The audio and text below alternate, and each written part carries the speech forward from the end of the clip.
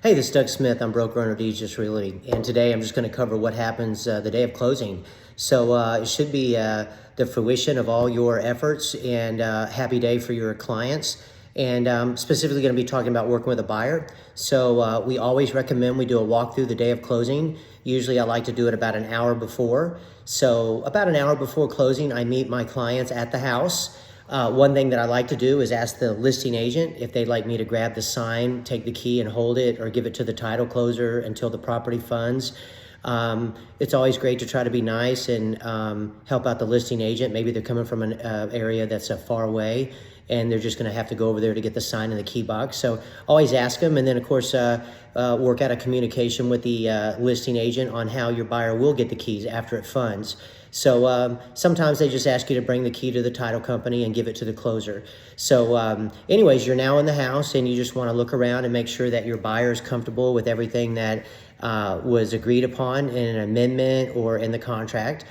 Make sure that anything that was real property is still there. And again, you don't want to really go to closing if there's an issue. You want to negotiate it out before the seller gets their money. Because if you go to closing with promises, once the seller gets their funds, they might not be as agreeing to get a resolution. So let's say that everything goes good and you have the clients bless the house. Then I'd say the next thing is that you will look at the buyer and tell them to follow you to the title company. And again, this is the time that when you hit a yellow light, you're not going to run it and play chase and see who can get to the title company first. If you get a yellow light, you're probably going to stop. And so make sure that you don't have any political stickers on the back of your car.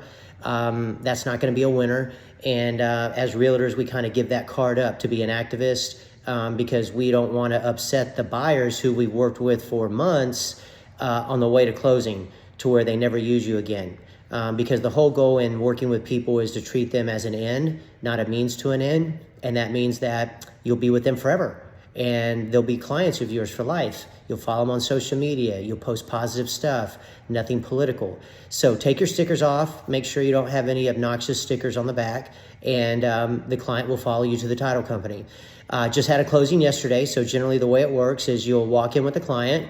You'll go to a receptionist and you'll say, hey, I'm Doug Smith with DHS Realty. We have a 9 o'clock closing. Here's my buyer. And the receptionist will usually ask for the driver's license of your client to go get a copy of it. Then they'll bring the license back and they'll take you into a room, and momentarily the title closer will come in. And that's what we call them, title closers. There's a great one, a few of them actually, Roxanne and Navette at Truly Title at 2901 Dallas Parkway. And they have great assistants that are always very responsive. But you will go to a title company and they will take you into a room, and I always like to ask where they want me to sit. And then they're going to tell the buyer where to sit, and then they're going to come in with a stack of paperwork. And again, when the buyer is not getting a loan, it won't be a thick stack. But when the buyer is getting a loan, it will be a thick stack. And it usually takes about 40 minutes to an hour for the buyer to sign what they like to say their life away. It's going to be a lot of documents, and the most important in the beginning will be the CD, and that stands for closing disclosure, and it's going to be the amount that the borrower needs to bring to closing. Or if they're getting a refund, it'll show they're getting a refund, especially if they're a veteran with a 0 down payment and maybe the seller paid all their closing costs. They could be getting back some of their fees that they paid up front. But regardless, the CD is going to show the closing costs for the buyer, their prepaids, and also their down payment minus the sales price, and it will tell them the funds they needed to bring. And of course, those funds are going to be in two forms, a money order or a cashier's check, but generally it's a cashier's check. But the best is going to be a money wire, and a money wire has no hold on it. You want to make sure that you communicate with your buyer 2 or 3 days before closing and make sure they have the funds and they have the means to get them to the title company, which is usually going to be a money wire. And sometimes money wires take a day, so you're not going to be able to do it sometimes the day of, especially when it's a large amount. So just make sure that your buyer is fully aware of how to get the funds to the title company. They can't pull out a personal check for $296,000. So it's going to be a money wire or a cashier's check. So as you go through the CD, what I like to do is just let the title closer do their job. They're well versed and educated, and they're trained up on how to explain it to a buyer. And after they do that, the buyer will start signing that, and then they'll go through some documents that aren't as important as really the last two documents that the buyer signs, and that is going to be the deed of trust and the note. And usually they'll get one of those two in any particular order. And the note is pretty basic. It's going to be what you signed with anything that you have an amortized loan with. So it's always good for the borrower to look at the interest rate and confirm that that's the rate that they committed to with the lender. It's going to show their principal and interest. It's going to show their payment.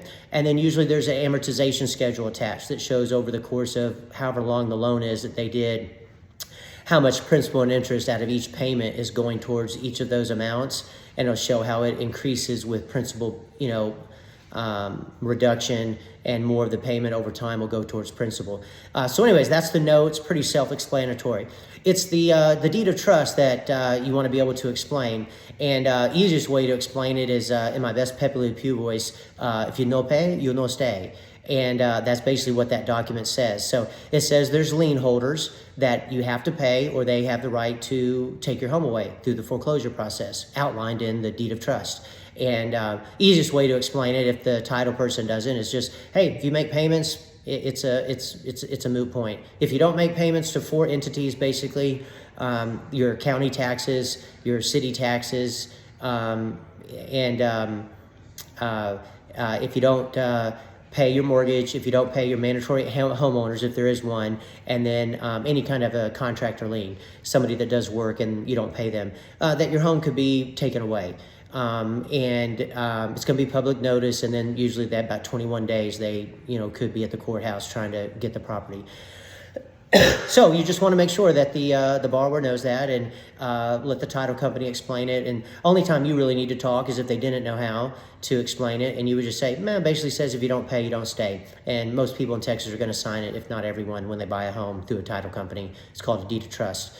It's going to be recorded at the courthouse and shows the world that you own it.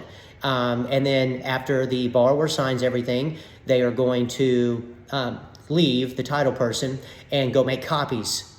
And then they're going to bring it back and either put it on like a little hard drive or a little disc or something like that, or give you hard copies. You're going to be alone with the borrower for 10 to 15 minutes. I think it's a great time to reiterate that it's a great accomplishment to be a homeowner, especially as we celebrate 4th of July over the weekend and on Monday, that we have the ability to buy private property in America. It's unprecedented the way we own it. And just think about it. You own it whether you put zero down or not. You get the title that day in Texas, so it's pretty cool. So absolutely reiterate that, and have some energy and explain to them that, life is random. It might be a good idea to get a will. And maybe you have an attorney you can give them for, $500 to $1,000. They can draft a will up to where if anything were to happen where they would demise, that the money they put into the house or the equity they have, it would go to who they wanted it to go to. So it's always a grown-up, mature conversation when you talk about getting a will, but you absolutely want to advise them that they should get one. And then they need to water their foundation. I actually just changed my sprinkler about 10 minutes ago to go off every 15 minutes, 15 minutes every other day around the house. And really the main key is 15 minutes around the foundation where the soil touches the brick line. You want it to be snug because our houses move in Texas. Super crazy. And I always do. At closing, I did it yesterday. Our houses move, remember to do your sprinkler. And the buyer I was with said that the builder had already set it up for her. So want to absolutely water your foundation. Some homes don't have a sprinkler, so you'd want to go to Home Depot or Lowe's, and it's possible that you can make this a closing gift. Buy them a soaker hose, S-O-A-K-E-R, soaker hose. You tie it onto your faucet, and you just put it about 3 to 4 inches away from your foundation. And in the evening, you want to turn it on and let it seep for 20 minutes, and then go turn it off, and just do it regularly every third day. Minus that, You want to tell them that from here on out, anything they get in the mail, that they need to send a copy and a picture of it via text to you to make sure that it's legitimate. There are some companies that charge for a borrower to file their homestead exemption, and that's a free service, and they can do it themselves. It's one time and it lasts forever, and under the new Texas law, you can do it the day you move in. You can file your homestead. So I always like to tell my buyers that just anything you get in the future, take a quick snapshot of it and send it to me, and I'll tell you whether you need to trash it or do anything with it. So that's just a quick little tutorial on what happens the day of closing. And then obviously it's a good idea later that day to send them a video like this and just say, hey, it was an honor working with you, and I follow you on social media. I want all your family's business, and I treat them the same way I treated you, and be a strong advocate for them. So I hope this helps somebody. If it can, then I've done my part. And if not, then wait for the next video, and maybe that'll do the trick. Y'all be safe and have a great 4th of July.